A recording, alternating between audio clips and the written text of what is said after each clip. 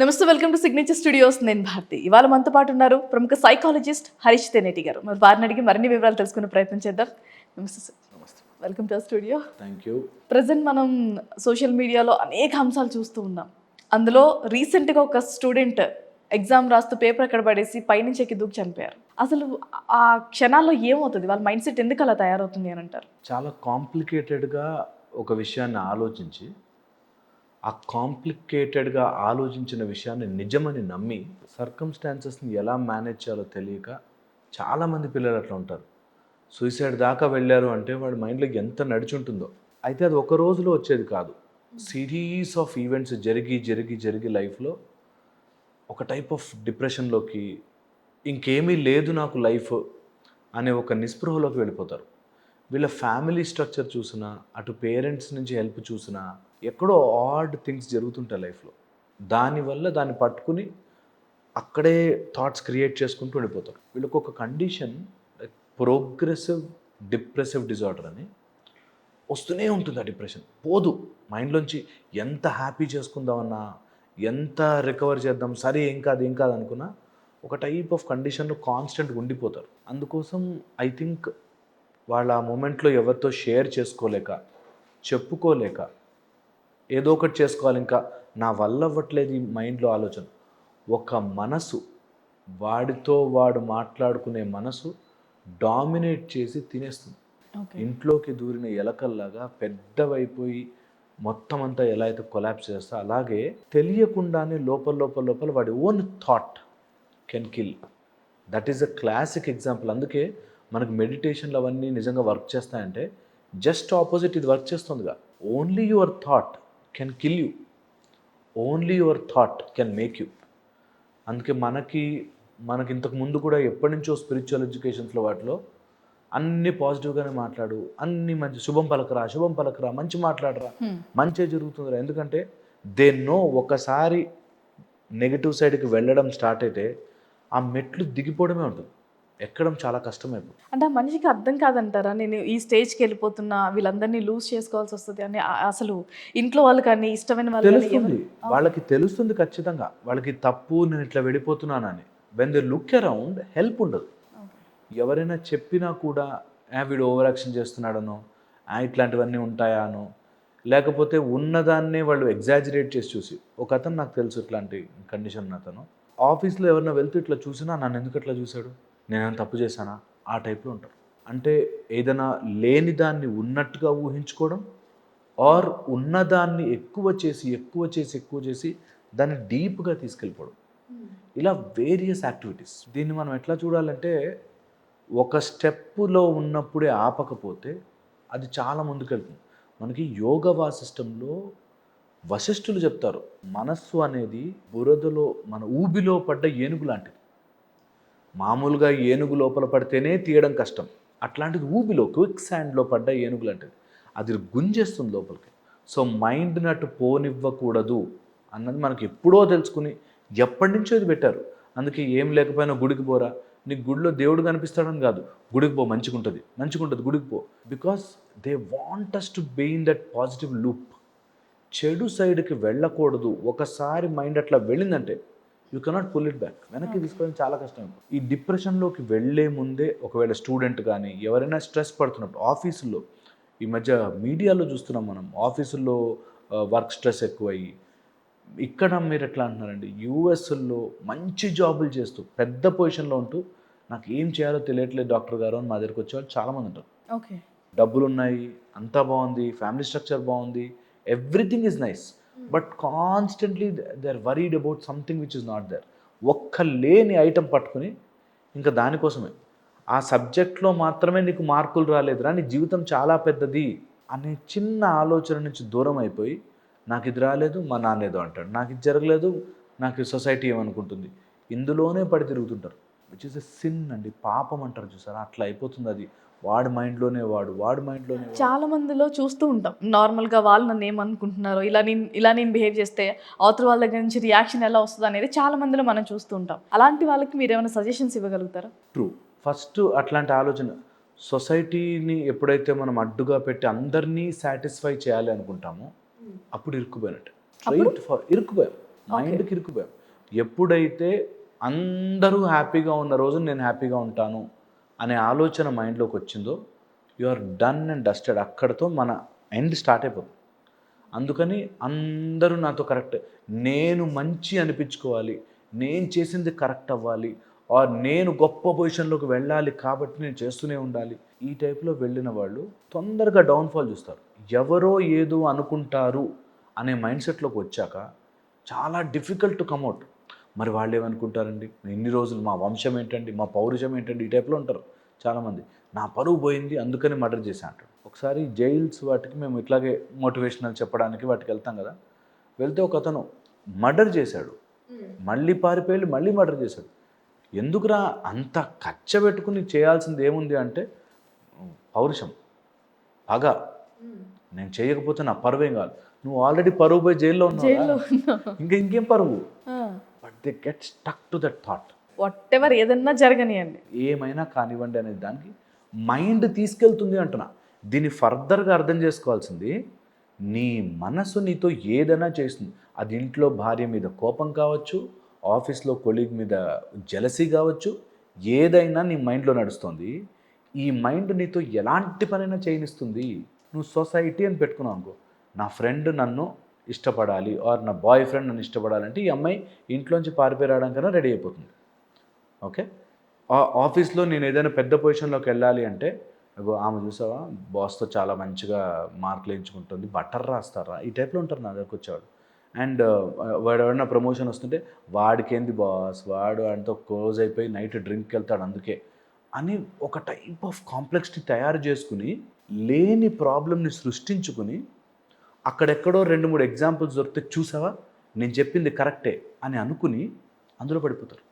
And ఇంకా వాళ్ళ నియత్, వాళ్ళ మంచితనము, వాళ్ళ లైఫ్, వాళ్ళ జీవితం అన్నీ పక్కన పెట్టి ఎదుటివాడు వాడి జీవితంలోకి వచ్చేస్తాడు. Your entire body has become them.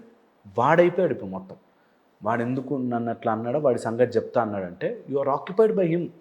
మొత్తం నీ జీవితం అంతా వాడైపోయాడు.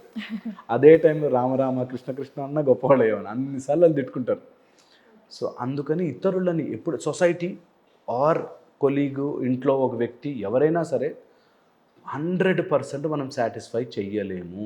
మా నాన్న నన్ను ఏమంటాడో, నేను మార్క్స్ తెచ్చుకోకపోతే ఇది సెకండ్ అటెంప్ట్, మార్క్స్ తెచ్చుకోపోతే ఇంక చచ్చిపోవడమే సార్ నాకు దిక్కు అన్నాడు ఒక అబ్బాయి. మీ నాన్నకి ఇంటికి వెళ్ళి చెప్పు నా వల్ల కాదు అని, హ్యాపీగా ఓసారి అనుకుంటాడు నువ్వు వేస్ట్ గాడివిరా అని అనేసుకొని నువ్వు బయటకు వచ్చి ఇంకేదైనా పని చేసుకో, చాలా ఈజీ. బట్ ఆ స్టెప్ తీసుకో, అమ్మో మా నాన్న ఏమనుకుంటాడో, మా అమ్మ నన్ను తిడుతుందేమో, ఆ స్టెప్ దగ్గర చాలా మంది స్టూడెంట్స్ స్టక్ అయిపోయి ఉంటారు. చాలా సింపుల్ అండ్ ఈజీ. అవ్వట్లేదు నాన్న నాతో, ఇంకేదైనా చేసుకుని బతుకుతా హ్యాపీగా. నువ్వు అనుకున్నట్టుగా బతకలేకపోయినా సంతోషంగా ఇంకేదైనా చేసుకుని బతుకుతా అనే ఒక మైండ్ సెట్ రావాలి. ఇప్పుడు మేము ఇలాంటివన్నీ చెప్పడం వల్ల ఇంకొక యాంగిల్ తయారవుతుంది. పిల్లలు ఏమి చేయకుండా ఇట్లా కూర్చొని నా వల్ల కాదు, అది నాకు నా మనసుకు నచ్చిన పని కాదు, నాకు నచ్చిన పని కాదు, నాకు నచ్చితేనే చేస్తా, ఈ టైప్లో తయారవుతున్నారు. ఇప్పుడు ఈ వెస్టర్న్ నుంచి వచ్చిన హాఫ్ నాలెడ్జ్తో పోతే ఇటు పోతున్నారు, అటు పోతున్నారు. నేను ఎగ్జాక్ట్లీ మళ్ళీ అదే పాయింట్కి వస్తున్నాను. అదే మనసు చేసే పని. నీకు ఛాన్స్ ఇస్తే ఇటు వంగుతుంది, లేకపోతే ఇటు తిప్పుతుంది. That is a quality of a leaning mind అంటారు. మనసు ఏదో దాని మీద, ఇది లేదా అది, అది లేదా ఇది, ఏదో ఒక దాని మీద తిప్పుతూ ఉంటుంది. అందుకని దాన్ని ఎంత జాగ్రత్తగా ఎప్పటికప్పుడు నియంత్రణ పెట్టుకోకపోతే, ఇది ట్రైన్ చేయకపోతే స్కూల్స్లో కానీ, ఆఫీసుల్లో కానీ, కాలేజీల్లో కానీ ఈ మానసిక ట్రైనింగ్ చెయ్యాలి. బాస్ ఏదో రోజు నీ మైండ్ అటు తిప్పుతుంది, జాగ్రత్త, జెలసీ ఉండద్దు, ఎవరి మీద ద్వేషం పెంచుకోవద్దు, కోపం ఎక్కువ తెచ్చుకోవద్దు, ఆ లిమిట్ అనేది చూసుకోవాలి, బ్యాలెన్స్ చూసుకోవాలని నేర్పించాలి. ఎట్ ద ఎర్లీ ఏజ్, పిల్లల ఏజ్ నుంచే నేర్పిస్తే అది తెలుస్తుంది. లేదనుకుంటే మనసు మాయలో పడ్డాడు, వాడు బయటకు రాలేడు, ఇది గ్యారంటీడ్.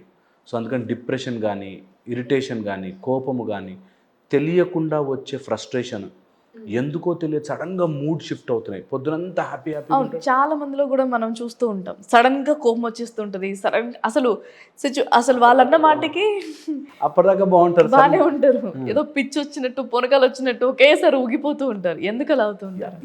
ఇది మైండ్ని అర్థం చేసుకోలేక వాళ్ళకు ఉండే మూడ్ డిజార్డర్స్ వల్ల జరిగేవి.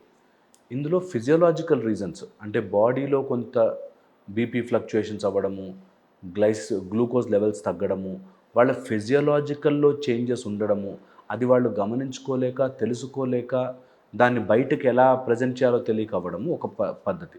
అంటే బాడీ కోఆపరేట్ చేయక లోపల నుంచి వచ్చేది. సెకండ్ వచ్చేసి బ్రెయిన్ లోపల ఉండే కెమికల్ ఇంబ్యాలెన్స్ వల్ల. కొంతమందికి బ్రెయిన్‌లో కెమికల్స్ లైక్ డోపమిన్, సెరటోనిన్ ఇవి ఇంబ్యాలెన్స్ అయిపోతాయి. ఈ మధ్య మేము ఎక్కువ చూస్తున్నాం ఫోన్లు చూసి చూసి. ఇదొక సైకిల్. అంటే మన వాళ్ళు ఎవరన్నా అర్థం చేసుకుంటారని చెప్తున్నాను.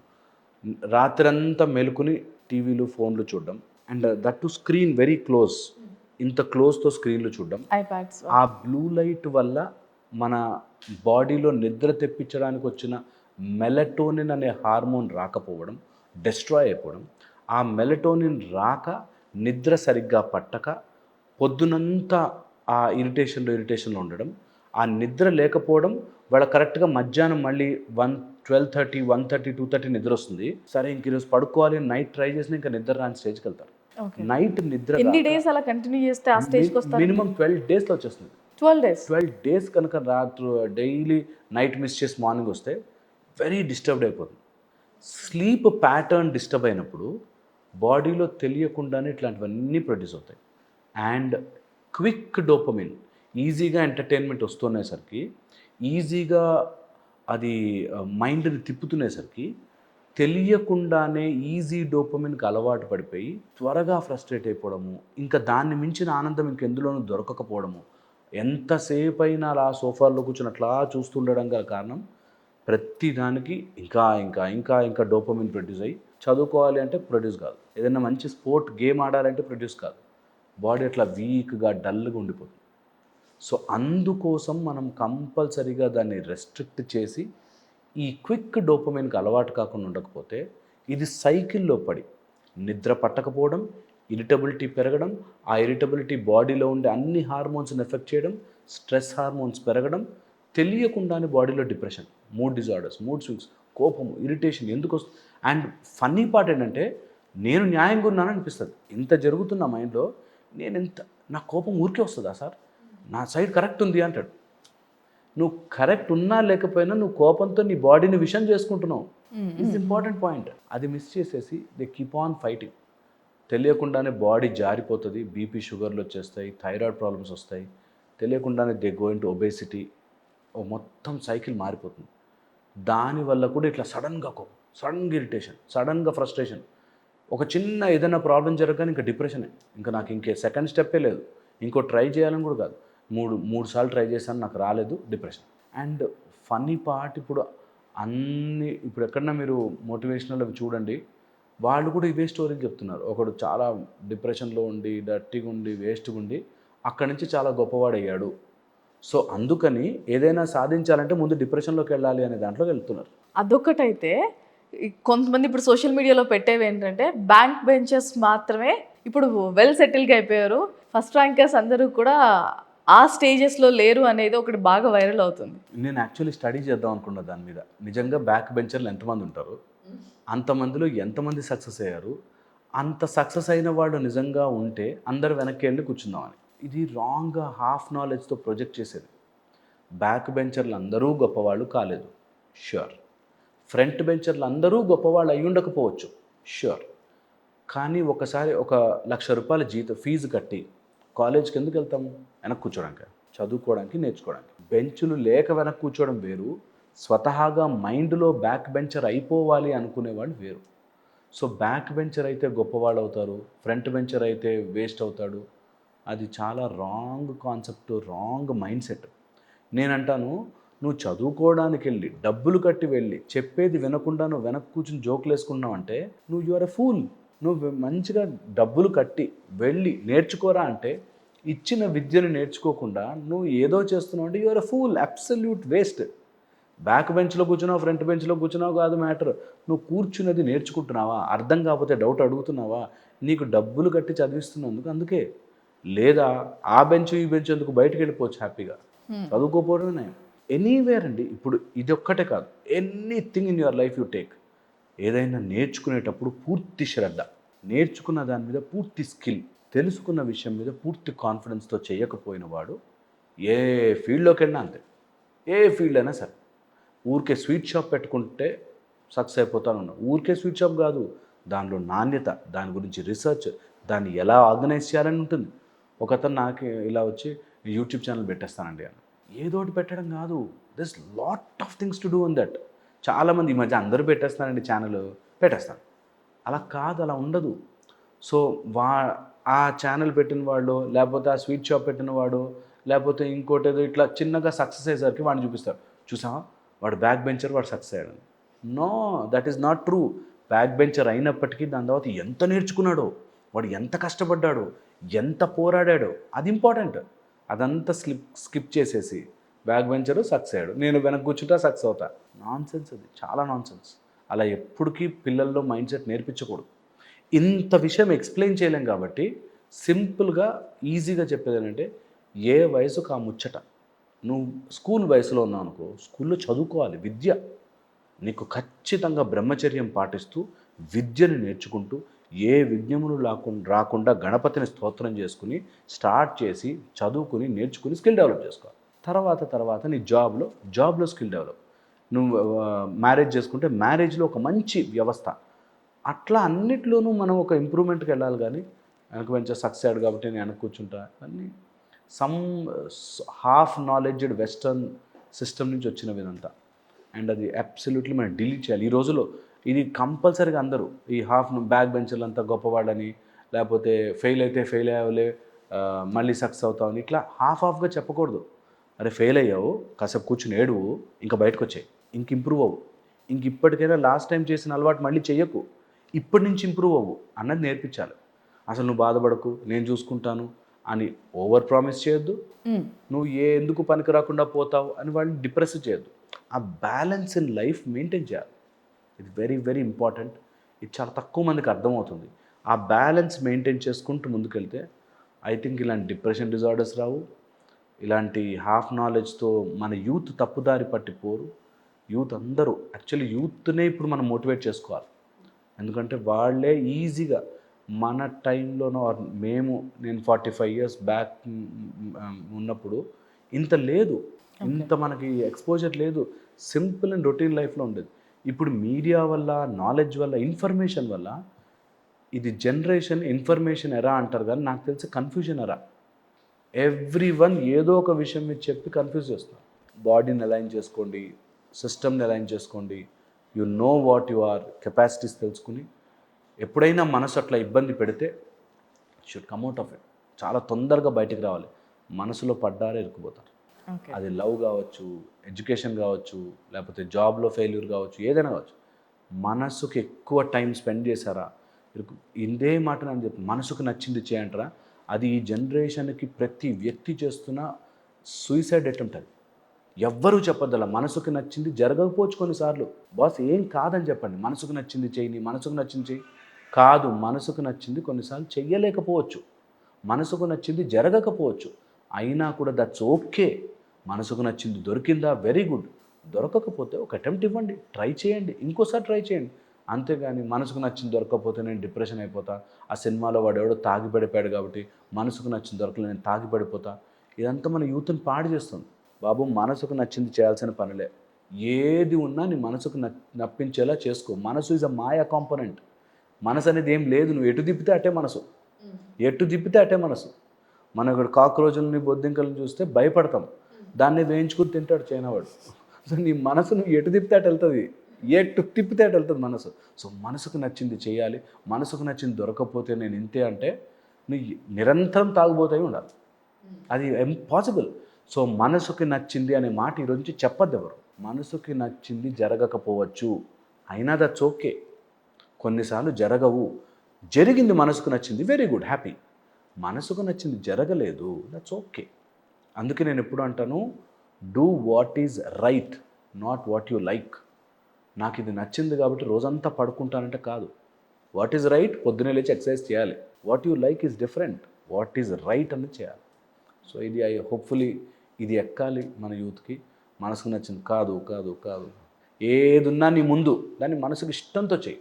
Everything you like, that's life. China అన్నారు కాబట్టి మనం అక్కడికి వెళ్ళాం అనుకోండి, మనకి ఫుడ్ దొరకదు. వాళ్ళు ఇక్కడికి వచ్చారనుకోండి, మన ఇంట్లో ఎక్కడంటే అక్కడ ఫుడ్ దొరుకుతుంది. అండ్ ఒక చిన్న పాయింట్ సార్, నార్మల్గా మా అబ్బాయి చెడిపోయారు అని అంటే మీరు ఎక్కువ లూజ్ ఇచ్చేసారండి పిల్లలకి అని అంటారు. లేదు, స్ట్రిక్ట్గా ఉన్న పేరెంట్స్లో కూడా అలాంటివి జరుగుతూ ఉంటాయి. అంటే అసలు పేరెంట్స్ ఎలా ఉండాలి? స్ట్రిక్ట్గా ఉండాలా, లేదంటే అసలు వదిలేస్తూ ఉండాలా? ఫ్రీడమ్ ఇస్తేనేమో ఒకలా తయారయ్యారు అంటారు, ఫ్రీడమ్ ఇవ్వకపోతే ఇంకోలా అయ్యారు అని అంటారు. మరి దానికి మీరు ఇచ్చే సమాధానం ఏంటి? ఐ థింక్ ఇది పెద్ద కాంట్రవర్షియల్ టాపిక్, బట్ నిజం చెప్పేస్తాను. పేరెంటింగ్ టిప్స్ అనేది ఒక పెద్ద మార్కెట్. ఓకే. అలాంటివి ఉండవండి అక్కడ. టిప్స్తో ఐ థింక్ పేరెంటింగ్ చేయలేరు. పేరెంటింగ్ ఒక పేరెంట్కి తెలిసి ఇష్టపడి ఆ పిల్లాడిని బట్టి మార్చుకోవాలి. మరీ టైట్గా ఉన్న కష్టమే, మరీ లూజ్గా ఉన్న కష్టమే. కొంతమంది నాకు తెలిసిన వాళ్ళు ఈ రెండూ తెలుసుకుని చదువుకుని ఫ్రీడమ్ అని, హ్యాపీనెస్ అని అలా చేసిన వాళ్ళ లైఫ్లు కూడా క్రూషియల్గా తప్పుదారి పట్టనవి ఉన్నాయి. సో ఈ పిల్లల భవిష్యత్తును మనం మార్చేయాలి అని అనుకోవడం మూర్ఖత్వం. వాళ్ళు ఏదో నేను తీర్చిదిద్దేస్తా, నేను ఇలా చేసేస్తా, అలా మోడిఫై చేస్తా, ఇలా వాళ్ళకి ఏదైనా ఇంట్రెస్ట్ ఉంటే మనం హెల్ప్ చేయగలుగుతాం తప్పితే వాళ్ళ జీవితాలు బాగుపడాలనో, ఇలా జరగాలనో, అలా జరగాలనో పేరెంట్స్గా you just don't have control. తలరాతలని మనము కనలేము. పిల్లల్ని మాత్రమే కనగలం, తలరాతల్ని కనలేరు. సో అంత పేరెంటింగ్ తెలిసేసుకుని ఈ మధ్య ఇది పెద్ద ట్రెండ్ అయిపోయింది. తెలుసుకుని గట్టిగా కొట్టకూడదంట, తిట్టకూడదంట, రెస్పెక్ట్తో మాట్లాడాలంట, మాట్లాడే ముందు ఇలా అనాలంట. అసలు వాట్ నాన్సెన్స్ అండి. ఒక పిల్లవాడు రోజు తన్నులు తిన్నా తల్లిదండ్రులు గొప్పగా చూసుకునే వాళ్ళు ఉన్నారు. మా అమ్మ నన్ను మస్తు కొట్టేదిరా భయ్, ఆయన కూడా నాకు అమ్మ అంటే ఇష్టం అన్న వాళ్ళు ఉన్నారు. నాకు చాలా మంది ఉంటారు. చాలామంది కొట్టగానే మా అమ్మ నన్ను చిన్నప్పుడు ఎప్పుడు కొట్టేది, నేను అసలు నాకు ఇష్టమే లేదని తీసుకెళ్ళి ఓల్డ్ ఏజ్ హోమ్లో వదిలిన వాళ్ళు ఉన్నారు. నా దగ్గర కాంటాక్ట్స్ ఉన్నాయి, నేను కాంటాక్ట్ ఇస్తాను, కావాలంటే you can go and check. Okay. So point ఏంటంటే ఇది ఒక స్టేజ్ వచ్చాక మనిషి మారిపోతూ ఉంటాడు. సో పిల్లలు ఒక స్టేజ్ వచ్చాక మారతారు. మీరు వాళ్ళ భవిష్యత్తు కోసం ప్లాన్ చేయకండి, ఇంపాసిబుల్. కొద్దిగా ప్రొటెక్షన్ కోసమో లేకపోతే ఒక లిమిట్లో ఉన్నంత వరకు మనం ఏదైనా చేయగలిగితే చేయాలి. కానీ పిల్లలు ఎటు పోతారు, ఏ పిల్లవాడు ఎటు వెళ్తాడు అన్నది ఒక యాజ్ ఎ రెస్పాన్సిబుల్ పేరెంట్గా చిన్న గైడెన్స్, చిన్న అబ్జర్వేషన్, అయ్యో తప్పుదారి ఏమైనా పడతాడా, అటు సైడ్ ఏమైనా వెళ్తారేమో, జాగ్రత్తలు మాత్రమే చెప్పగలం. ఇది డేంజరస్, అంతకు మించి ఏం లేదు. ఇప్పుడు పారానాయిడ్ అయిపోయి నేను అక్కడ తెలుసుకున్న ఒక మదర్ అన్ని రకాలు యూట్యూబ్లో చెప్పిన అన్ని రకాల ఫుడ్స్ వండి పెడుతున్నారు. ఇలా చేసుకుంటే పిల్లలు యాక్టివ్ అవుతారు, ఇలా చేసుకుంటే పిల్లలు పొడుగుతారు. ఇంపాసిబుల్ అండి. ఒక జనరల్ ఫార్ములా పిల్లలకు ఉండదు. ఒక్కొక్క పిల్లవాడు ఒక్కొక్క స్ట్రెంగ్త్లో పెరుగుతాడు. జనరల్ ఫార్ములాస్, జనరల్ రూల్స్ అందరికీ ఇలాగ ఉండని ఛాన్సే లేదు. ఒకే ఇంట్లో ఒకే తల్లికి పెరిగిన పిల్లలిద్దరూ వేరుగా పెరుగుతారు. సేమ్ మదరే, సేమ్ తిండే, సేమ్ ఇద్దరికి చెప్తే సేమ్ మాటలే, అయినా కూడా ఇద్దరు వేరుగా పెరుగుతారు. సో పేరెంటింగ్ని ఇలా చేయాలి, అలా చేయాలన్నది చాలా చాలా వెరీ రుడిమెంటరీ లెవెల్, చాలా బేసిక్ లెవెల్, అవసరం లేదు. అండ్ పిల్లలకున్న గొప్ప క్వాలిటీ చెప్తాను, చూసి నేర్చుకుంటారు. ఈ మాట చాలామందికి తెలియదు. పేరెంట్స్నే కాదు, దేన్నైనా చూసి నేర్చుకుంటారు. నువ్వంత ఎఫెక్టివ్గా చూపిస్తున్నావా లేదా పాయింట్. ఇది గోల్డెన్ రూల్, గుర్తుపెట్టుకోండి. పిల్లలు చూసి నేర్చుకుంటారు. పేరెంట్స్ బాగా ఎఫెక్టివ్గా చూపిస్తే పేరెంట్స్ దగ్గర నుంచి, పిల్లలు బాగా ఎఫెక్టివ్గా చూపిస్తే పిల్లల దగ్గర నుంచి. యాజ్ అవర్ యూట్యూబ్ ఛానల్స్లో లేకపోతే మనకు నచ్చిన సినిమాలాగే మంచి సినిమా అనుకోండి చూస్తారు, నేర్చుకుంటారు. అలాగే మంచిగా కనిపిస్తుంది అనుకోండి. ఇప్పుడు నేను ఒక విషయం ఏదైనా నా పిల్లలకు చెప్పాలి అంటే వాళ్ళు చెప్పింది విని నా మీద రెస్పెక్ట్తోనో భయంతోనో కొడతానో చూసినా ఇంకేదైనా ఎఫెక్టివ్గా బయట కనిపిస్తే అటు వెళ్ళిపోతారు. There is every chance, including us, మనం కూడా, పిల్లలే కాదు మనం కూడా. సో అందుకని వాళ్ళకి మీ లైఫ్ బాగుంది అని కనిపిస్తే, మీ లైఫ్ అంత ఎఫెక్టివ్గా ఉందని కనిపిస్తే మ్యాక్సిమం టైము బెటర్గా బ్రతికే ఛాన్స్ ఉంటుంది. ఎప్పుడైతే వాళ్ళకు ఆల్టర్నేటివ్ దొరుకుతుందో, కనిపిస్తుందో, మిస్టేక్స్ ఉన్నాయని తెలుస్తుందో, వాళ్ళు they search for other alternatives. Okay. అందుకని పిల్లలు చూస్తూ ఉంటారు కాబట్టి యాజ్ ఎ సొసైటీ అందరము రెస్పాన్సిబిలిటీ తీసుకోవాలి. ఫోన్లలో క్రైములు కనిపించి, లేకపోతే ఈజీగా అన్ని అదర్ థింగ్స్ అవైలబుల్ అయిపోయి ఈజీగా పిల్లలు ట్రాప్లో పడిపోయే ఎన్వైర్న్మెంట్ తయారు చేసి పిల్లల భవిష్యత్తు ఓన్లీ పేరెంట్సో లేకపోతే స్కూల్లో టీచర్సో మార్చాలి అంటే ఇంపాసిబుల్. యాజ్ ఎ సొసైటీ మనం అందరము పిల్లల భవిష్యత్తుని మైండ్లో పెట్టుకుని వాళ్ళు ఎలా ఇన్ఫ్లుయెన్స్ అవుతున్నారో తెలుసుకుని, అరే నేను తప్పుడు ఛానల్ చూపించకూడదు, తప్పుడు ఇన్ఫర్మేషన్ పాస్ చేయకూడదు, ఇంట్లో ఊరికే టాక్సిక్ ఎన్వైర్న్మెంట్ మెయింటైన్ చేయకూడదు, అన్ని రకాలుగా చేస్తే కొంత బెటర్ అయ్యే ఛాన్స్ ఉంటుంది. అది కూడా 100% చెప్పలేం. ఇప్పుడున్న మనకు ఏకైక అస్త్రం ఆర్ ఇంత చెప్పిన తర్వాత సొల్యూషన్ ఏంటి అంటే టీచ్ దెమ్ ఎథిక్స్. అది ఒక్కటే మనం చేయగలిగాం. Minimum morals, ethics. డబ్బు కానీ లేకపోతే ఆస్తులు కానీ ఇవన్నీ సెకండరీ. ఫస్ట్ మోరల్స్, ఎథిక్స్ నేర్పించి తీరాలి. అరే ఇది తప్పు, ఇది రైట్. ఒక అమ్మాయి అంటే ఇట్లా ఉంటుందిరా, ఒక అమ్మాయి అంటే తల్లి లాంటిదిరా, లేకపోతే అబ్బాయికి సర్టెన్ ఏజ్ ఏంటంటారు సార్? ఎక్కువ మైండ్కి వెళ్ళే ఏజ్ ఏదంటారు ఇవన్నీ నేర్పించడానికి? మన గ్రోత్లో బేసిక్గా బై బర్త్ నుంచి తీసుకుంటే 4th month of intrauterine life నుంచి 4వ నెల నుంచి పిల్లలు నేర్చుకోవడానికి 4th మంత్ నుంచి పిల్లలు వింటూ ఉంటారంటారు. మనం అంత లోపలికి వెళ్ళి చెప్పలేము కాబట్టి ఎట్ ద ఏజ్ ఆఫ్ 2 నుంచి they will see everything and learn. 2 నుంచే, at the age of 2. At the age of 9 వచ్చేసరికి వాళ్ళకి రూల్స్కి తగ్గ కాంట్రడిక్షన్స్ వస్తాయి. 9th ఇయర్ రాగానే ఇన్ని రోజులు ఇది స్పూన్ అనుకున్నా, ఇది ఫోర్క్ అనుకున్నా నేర్పించండి. ఒక 9th 8th ఏజ్ వచ్చిన వాడికి చెప్పండి, దే విల్ సే ఇది ఇన్ని రోజులు స్పూన్ అన్నావు, ఇది ఫోర్కా అని దే విల్ కాంట్రడిక్ట్. అంటే ఇన్ని రోజులు ఏర్పరచుకున్న ధారణలు కాంట్రడిక్షన్ స్టేజ్కి వస్తారు. చాలామంది ఆ ఏజ్లో ఎక్కువ గ్రాస్ప్ చేస్తారు. 9, 10, 11, 12కి వచ్చేసరికి బ్రెయిన్ కాంక్రీట్ అయిపోయి గట్టిగా అయిపోతుంది. ఇంకొక డిగ్రీ స్టార్టింగ్ వచ్చేసరికి ఇంకా వాళ్ళకంటూ ఐడియాలజీస్ నచ్చిన దానిలోకి వెళ్ళిపోతారు. సో బాగా నేర్చుకునేది 6, 7, 8, 9, 10 ఈ స్టేజ్లో మనం ఏదైనా ధార్మికంగా, ఏదైనా మంచి విషయాలు, ఏదైనా ఒక స్పిరిచువల్ మెథడ్ పెడితే మైండ్ని కంట్రోల్ చేసుకోవడం నేర్పిస్తే అన్నీ వస్తాయి. పిల్లలకి only thing you should teach control your mind. నచ్చింది అన్నిసార్లు దొరకకపోవచ్చు, నీ ఎమోషన్స్ నీ కంట్రోల్లో పెట్టుకోవాలి. నేను యాజ్ అన్ ఎమోషనల్ థెరపిస్ట్ మేము చాలామంది చూస్తాం. నా కోర్సే ఈబీటీ, ఎమోషనల్ బిహేవియరల్ థెరపిస్ట్. అయితే ఈ ఎమోషన్స్తో ఒక టైప్ ఆఫ్ బిహేవియర్ ఏర్పడుతుంది. పిల్లల్లో ఆ బిహేవియర్ రాకోకుండా చూసుకోవాలి. ఎమోషన్స్ బర్స్ట్ అయిపోయి కోపం వచ్చేస్తే నేను ఇట్లా బిహేవ్ చేస్తా, సాడ్ వచ్చేస్తే ఇలా బిహేవ్ చేస్తా. ఎక్కడ నేర్చుకున్నారా? మా అమ్మ చేసిందిగా, మా ఫ్రెండ్ చేశాడుగా, మా అంకుల్ చేశాడుగా, నడుస్తుందిగా అనేటట్టుగా తయారవుతారు. సో క్విక్గా, చాలా క్విక్గా అంటుకుంటుంది, గమ్ములాగా అంటుకుపోతుంది. అందుకనే వెరీ ఎర్లీగా నాకు కోపం వచ్చింది, but I know how to process it. నాకు కోపం వచ్చింది, ఐ నో దట్ ఎనర్జీని ఎక్కడ పెట్టాలో. నాకు బాధ వేసింది, మూవీస్లో చూపిస్తారు కదా వెంకీ ఆసనం అని చెప్పి, ఆ టైప్లో ఏమైనా చేసుకోవాలేమో. నిజంగా ఇస్ ఇట్ ట్రూ? అలా వర్కౌట్ చేయొచ్చు అంటారా? అంత అగ్రెసివ్గా ఉన్న పర్సన్స్ వాళ్ళకి ఇవి వర్కౌట్ అవుతాయా? అది బై ప్రాక్టీస్ ఫస్ట్లో చేస్తే అప్పుడు వర్కౌట్ అవుతుంది. ఓకే. అదే ఫస్ట్ టైం నువ్వు అంకెల్ లెక్కబెట్టి వెనక్కి అంటే కోపం పెరుగుతుంది. ఇంకా కోపంలో ఉన్నవాడికి. కానీ కోపం వస్తే ఇలా చెయ్యొచ్చు నేను ప్రాక్టికల్గా ట్రస్ట్ చేసిన వాళ్ళకైతే వర్కౌట్ అవుతుంది. అబ్సల్యూట్లీ వర్కౌట్ అవుతుంది. ఇవన్నీ యాజ్ ఎ స్టెప్గా స్టార్ట్ చేసుకుంటూ వెళ్తే కొన్ని రోజులకి వాళ్ళకి ఒక అలవాటు వస్తుంది. ఇంకా ఈ రోజుల్లో మనకి ఐక్యూ కంటే ఈక్యూ, ఎమోషనల్ కోషంటే చాలా ఎక్కువ మెజర్. నీకు ఎక్కడికి వెళ్ళినా సొసైటీలో ఇరిటేట్ చేసేవాడు, తిట్టేవాడు, లేకపోతే తెలియకుండానే మన వెనకాల గోతులు తవ్వేవాడు, ఇలాంటి వాళ్ళు తగులుతూనే ఉంటారు. వాళ్ళను తెలివితో పోరాటంతో కాకుండా చాలా ఇంటెలిజెంట్గా నీ ఎమోషనల్ కంట్రోల్ పెట్టుకుని కొట్టాలి. ఎమోషనల్ కంట్రోల్ పెట్టుకుని డీల్ చేయాలి. నవ్వుతూ శ్రీకృష్ణ పరమాత్ముడు చేశాడు, నవ్వుతూ చేశాడు అన్ని పనులు. అలా ఉండాలి. Control your mind, everything in this universe will get control.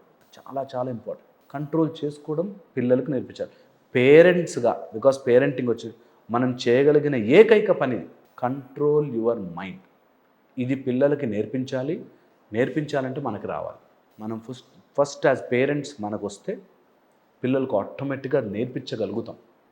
అప్పుడు అన్నీ ఈజీగా ఉంటాయి. పేరెంట్స్కి తెలియదు, పిల్లల మీద అరుస్తారు. అరిచింది అది జనరేషనల్ ట్రామాగా కంటిన్యూ అవుతూ ఉంటుంది. సో అది వెరీ ఇంపార్టెంట్. పేరెంట్స్కి కొన్ని ఐడియాస్ వచ్చి అవి పిల్లల మీద రుద్దేసి అది that doesn't work for long time. చూసి పిల్లలు ఎన్ని రోజులు చెప్తాడు ఈ సోది అనిపిస్తుంది. సో పేరెంట్స్కి ఎప్పుడు అట్లా చేయకూడదు. అగ్రెసివ్ బిహేవియర్, డిప్రెషన్ ఇవన్నీ ఒక ఎత్తు అయితే క్రూయాలిటీ ఎక్కువైపోతుంది. ఒక ప్రేమ అనే బంధంతో ఒకటైన ఇద్దరు భార్యాభర్తలు అంత ప్రేమించుకొని పెళ్లి చేసుకున్నప్పుడు చంపే అంతవరకు వెళ్తుందనంటే అసలు ఎలా అవుతుందండి అది? అంత ఇష్టంతో చేసుకున్న పర్సన్, అన్ని ఇయర్స్గా ట్రావెల్ చేసిన ఒక పర్సన్ని చంపాలి అంటే ఒక దెబ్బ కొడితేనే చాలామంది బాధపడుతుంటారు. అలాంటిది ఒక రీసెంట్గా జరిగిన ఒక సంఘటన, బాయిల్ చేసి ఒక పెద్ద ప్రాసెసే చేశారు ఏకంగా అది. మరి అలాంటి వాళ్ళు అసలు ఎలా తయారవుతారు? వాళ్ళ మైండ్ సెట్ ఎలా ఉంటుంది, ఎలా ఆలోచిస్తుంది అని అంటారు? మనం సొసైటీని అట్లా తయారు చేసి రెడీ పెట్టాం. ఒకవేళ వాడికి ఏదైనా క్రైమ్ చేయాలి అంటే ఒక మంచి వెబ్ సిరీస్ చూసి తయారు చేసుకోవచ్చు. సిరీస్లో చూసి చేశారు. సో మనం సొసైటీని రెడీ చేసాం. నాకు మనసుకు నచ్చింది చెయ్యి అని నేర్పించాం. నాకు మనసుకు నచ్చింది ఆమెను చంపాలని అని వాడు ఫీల్ అయ్యాడు. దానికి తగ్గట్టుగా he has created everything. Plan చేసుకున్నాడు.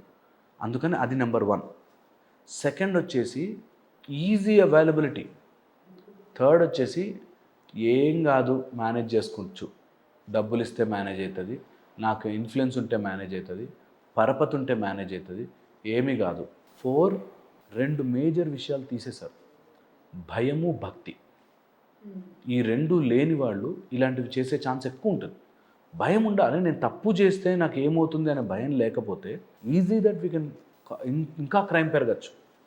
భక్తి లేకపోయినా అరే నాకు ఏదైనా ప్రాబ్లం వస్తే ఒక యూనివర్సల్ ఫోర్స్ చూస్తూ ఉంటుంది, ఒక భగవత్ స్వరూపం చూస్తుంది, నేను అట్లా తప్పు చేయకూడదు అనే ఒక ఇంటెన్షన్ ఉన్నవాడు చేయలేడు.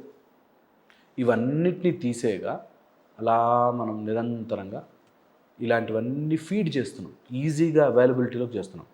మొన్న ఒక అబ్బాయి 8 years వాడు ఒక 4 year పాపను రేప్ చేశాడు. వాడు అది కూడా ఫోన్లో చూసి, వాళ్ళ అమ్మ ఫోన్లో చూసి ఎలా చేయాలో చూసి నేను చేశాడు. సో అంటే ఎంత ఈజీగా మనం క్రైమ్ని ఫోన్ల రూపంలోనూ స్క్రీన్ల రూపంలోనూ అవైలబుల్ చేశాము అంటే బాధేసేస్తుంది. అంత చిన్న పిల్లాడికి అసలు చూడటం రావటమే. అలాంటివి ఈజీ. ఇప్పుడు చాలా గొప్పగా చెప్పుకుంటారు, మా వాడండి 2 yearsకే ఫోన్ ఆపరేట్ చేస్తాడు. Wrong, non sense. నువ్వు ఏం చూస్తున్నాడో వాడు తెలియదు. అండ్ అందులో అసలు నో కంట్రోల్, అసలు ఎక్కడా కూడా కంట్రోల్ లేదు. ఎవరికి ఏది క్లిక్ చేస్తే that algorithm works like that, అవే వస్తాయి మళ్ళీ అని, విచ్ ఈస్ వెరీ రాంగ్. క్రైమ్ని మన చుట్టూ పెట్టుకుని ఏం జరగకూడదు అనుకుంటే ఇంపాసిబుల్, జరుగుతాయి. ఇలాంటివి చూస్తూనే ఉంటాం. ఇప్పుడు ఇంకా వర్స్ట్ థింగ్ ఏమవుతుందంటే డీసెన్సిటైజేషన్ అని. ఒక 10-15 నెలలు వీటి మీద నడుస్తాయి, దాని తర్వాత కామన్ అయిపోతుంది. అది జరుగుతుంది, ఇంకా మన ఇంట్లో జరగలేదు, సంతోషం, అంతే. అలా అయిపోతారు. We have commonized it. ఒకప్పుడు ఎక్కడన్నా రేప్ కానీ మర్డర్ కానీ జరిగితే పెద్ద ఇష్యూ, ఇప్పుడు కామన్. సర్లే ఎవరిని ఇంకా కామన్ అండి, ఇంత జనాభా ఉంటే కామన్ అండి అనేటట్టు అయిపోయారు. అది జరగకూడదంటే complete control on social media ఉండాలి, జ్యుడిషియరీ సిస్టమ్ కరెక్ట్గా ఉండాలి. నేను చెప్పినట్టుగా మనసు మీద మైండ్ కంట్రోల్. మేము మెడిటేషన్స్ అవన్నీ నేర్పించేటప్పుడు కష్టపడతారు ఒక మైండ్ ఒక పాయింట్లో పెట్టడానికి. కళ్ళు మూసుకుంటే ఏవో వెళ్తుంటాయి, ఒక పాయింట్లో పెట్టడానికి కష్టపడతారు. అలాంటి మైండ్ ఏది చెప్తే చేయడానికి సిద్ధమైపోతారు. చెయ్యలేకపోతే వాళ్ళు ఎంత ఫ్రస్ట్రేషన్కి, ఎంత ఇరిటేషన్కి గురవుతారంటే, నేను అన్న మాట అవ్వకపోతే నాకు కోపం వచ్చేస్తుంది, నేను అనుకున్నది జరగకపోతే నాకు ఇరిటేషన్ వచ్చేస్తుంది, నేను ఏదైనా ప్లాన్ చేశాను అది అవ్వకపోతే ఇంకా నా బతుకు వేస్ట్, ఈ టైప్లో తయారైపోతారు. అది తీసుకెళ్తే వైఫ్ ఇలా అందని, అది ఎలా నన్ను కోపంగా చేస్తుందని, వాళ్ళ సైడ్ కట్నం రాలేదని, ఇక్కడి నుంచి కేసులు వేశారని, ఇలా రకరకాలుగా ఇంకా మాటలో చెప్పలేము. ఏదైనా సరే నేను అనుకున్నది జరగాలి, ఈ నాకు నచ్చింది, నేను చేయాల్సిందే అనే ఒక నార్సిసిజంలోకి వెళ్తాం. ఒక స్టేజ్ వరకు మనసుకు నచ్చినట్టుగా చేయడము, తెలుసుకోవడము, అందులో ఆహ్లాదం పొందడము వేరైతే, దాన్ని టూ మచ్గా వాడేసి వాళ్ళకు అనుకున్నదే జరగాలని నార్సిసిస్టిక్ అవ్వకూడదు.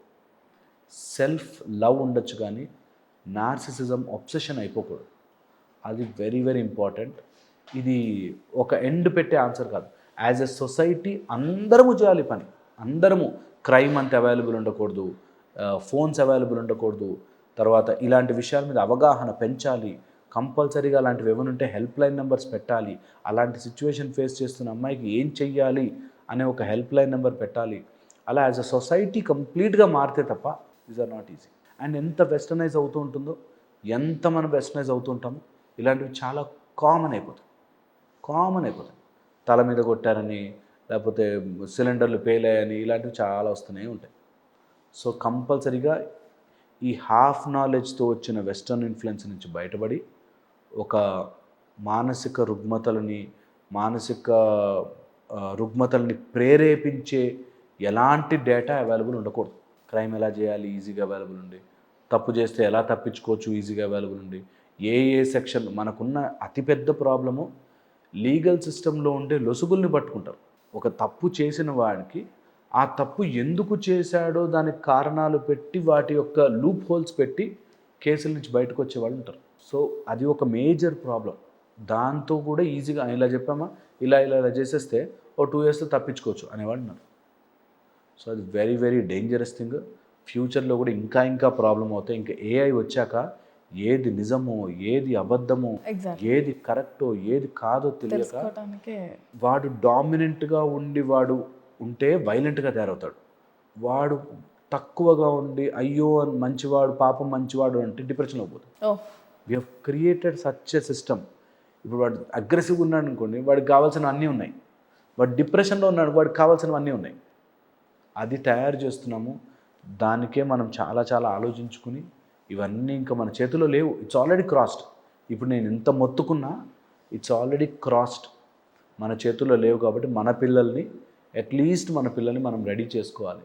That this should not happen అనే ఒక మానసిక కంట్రోల్ని తెప్పించుకోవాలి. లేకపోతే ఇంపాసిబుల్. హిందూ ముస్లిం క్రిస్టియానిటీకి సంబంధించి పిల్లల్ని కూడా ఇప్పుడు దానికే అంటున్నారు, వాళ్ళైతే వీళ్ళు మాట్లాడొద్దు, వీళ్ళతో మాట్లాడొద్దు అనేది. అలాంటి వాళ్ళకి మీరు ఏం చెప్పాలనుకుంటున్నారు? అంటే మాట్లాడకూడదు, వాళ్ళంటే చెడ్డవాళ్ళు, వాళ్ళంతా రాంగ్ అని ఎవ్వరు చెప్పరండి.